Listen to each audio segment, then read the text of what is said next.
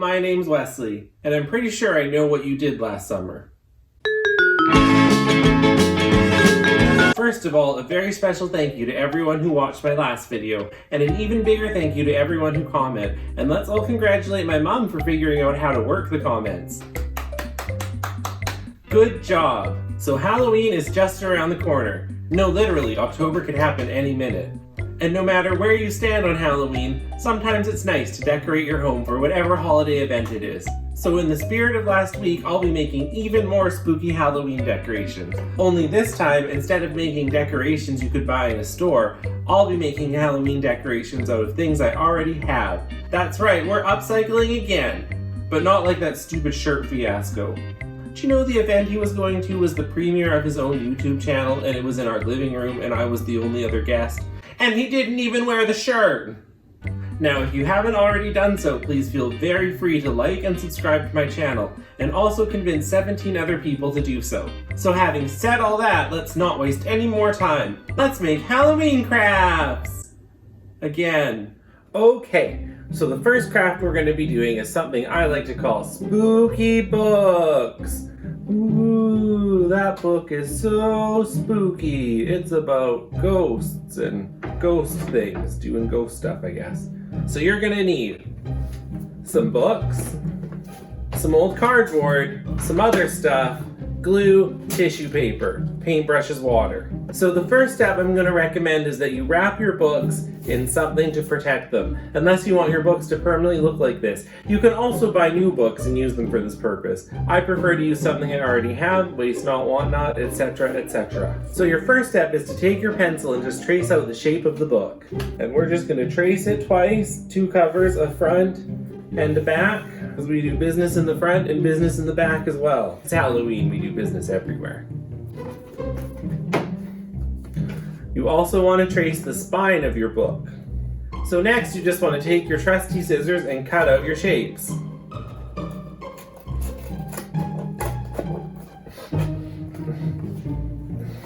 Next you want to take a knife and carefully cut out the shapes. Use a ruler to help guide you.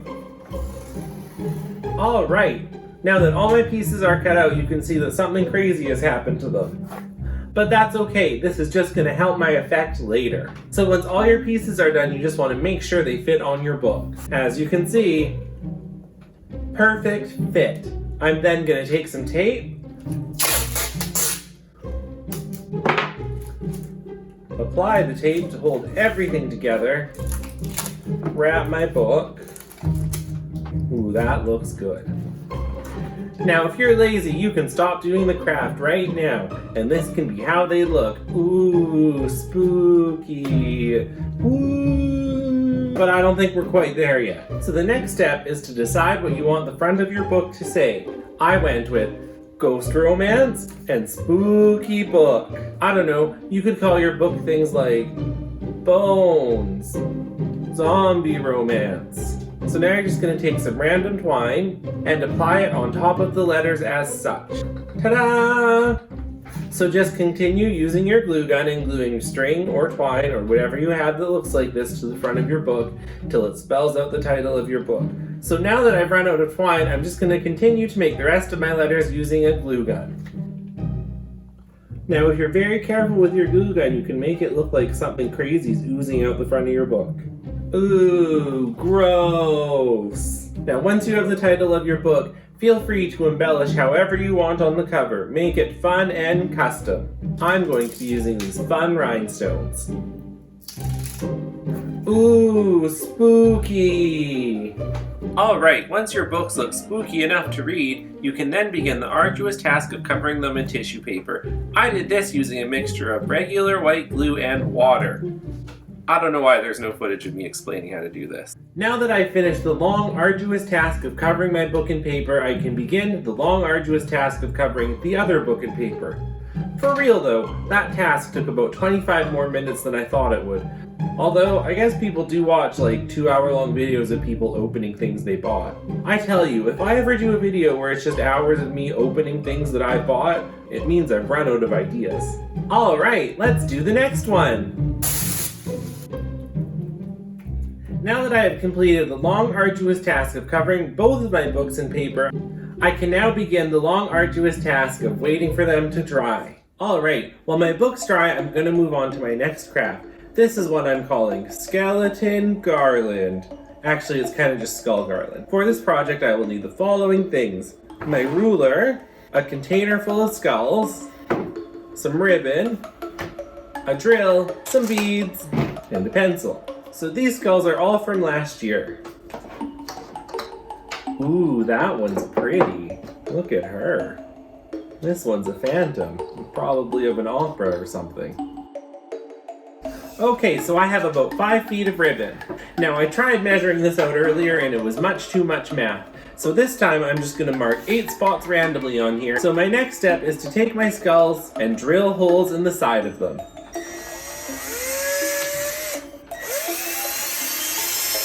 Next I'm going to take the biggest needle I have and thread my ribbon through it. Easy! Now that my ribbon and needle are threaded together, I'm going to go to my last X and tie a knot. Cute. No, don't be, get out of there. Alright, so I'm just going to put on a bead. Come on. Followed by a skull. And another bead. And tie another knot.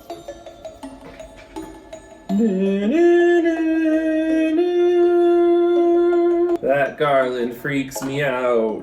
Oh, make sure you have your skulls in the same order. That's probably important. You know, make sure your skulls are all facing the same way. And continue till you run out of skulls. Some of these are really close together and some are quite far apart. Now I'm just going to trim the ends. Ooh, designer. And there you have Scary Skull Garland, or a super chic necklace. Alright, now that my books have dried for what probably should have been 24 hours, I'm going to go ahead and cut off all the excess. I'm sorry, paper on the end, but we're just going to have to let you go. Alright, now that my books are done, I can paint them. This one's going to be blues and silvers. And if a little glitter happens to get in there somehow, well, I don't care. Don't forget to paint your edges. The edge is still a surface I can see, so you have to paint it. If Ghost Romance were actually a book, I think it would be like a retelling of that Whoopi Goldberg movie everyone likes.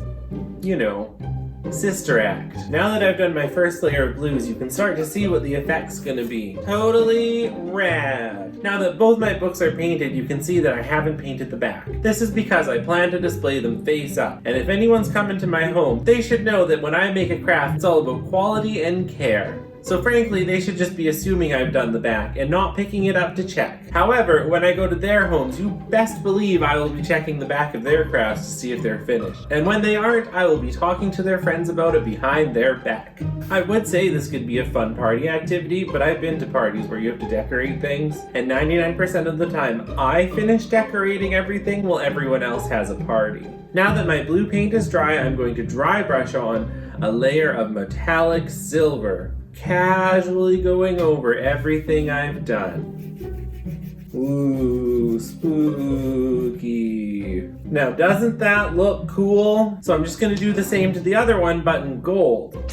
Excuse me. Ooh, expensive. I'd sign this book out from the library. No, I wouldn't. It'd be too scary. So now that everything's been dry brushed, I'm just gonna go in with a small detail brush and just outline some things like the title. Alright, I can move on to the next step in my books, and that will be to do a black wash over everything. The reason I'm doing this is to add a little bit of texture and depth, make the book look like it's old and dirty. So a black wash is just a little bit of paint and mostly water. If you're like me and like to make yours too thick, you can always add more water while it's still wet.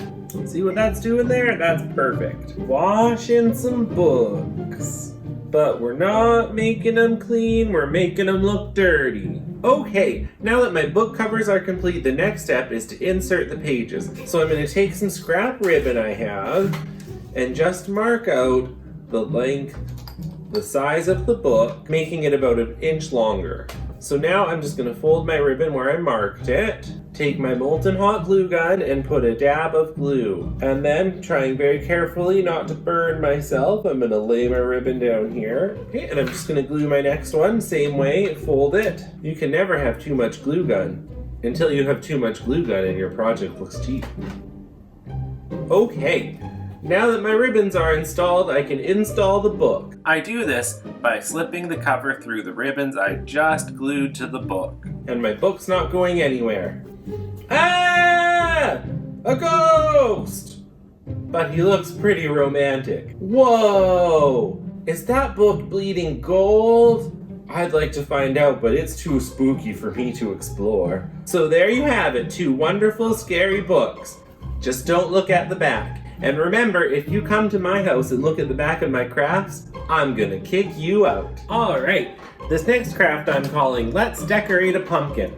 And it begins with me painting these bottle caps and rhinestones. I'm also gonna paint the stem of the pumpkin. Make it look super realistic. So to do this, I'm using my cheapest gold paint. That's right, there's more expensive gold paint. Don't count on it to be in stock at Michael's, I had to get mine from Amazon.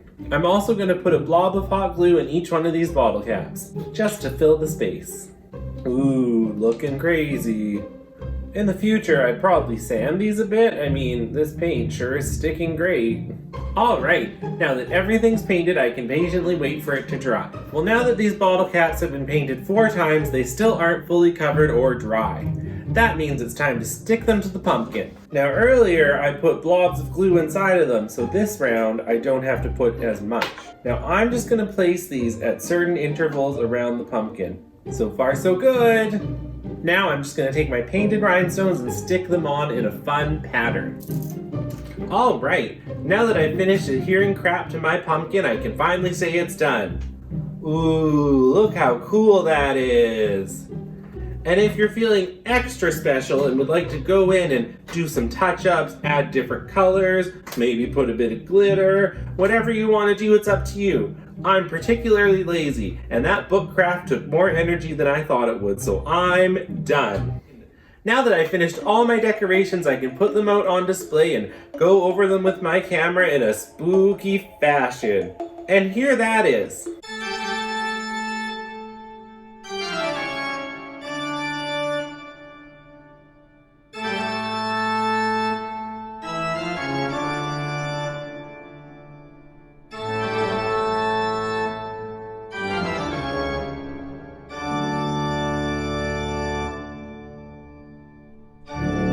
Holy crap, those decorations are nice.